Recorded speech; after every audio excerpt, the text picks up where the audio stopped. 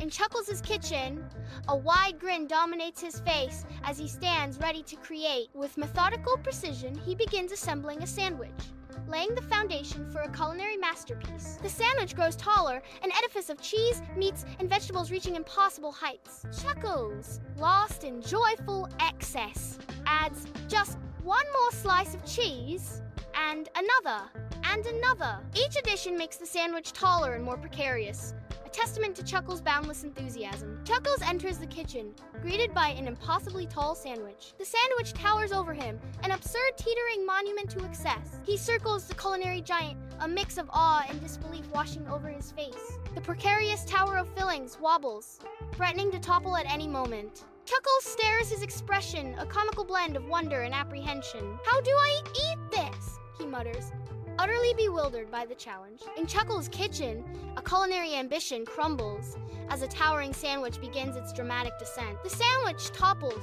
tomatoes, lettuce, and fillings cascade down in a slow-motion symphony of chaos. Chuckles watches in stunned silence as sandwich rain descends upon him, a bizarre baptism of flavor. A beat of disbelief, then a burst of laughter as Chuckles embraces the absurdity.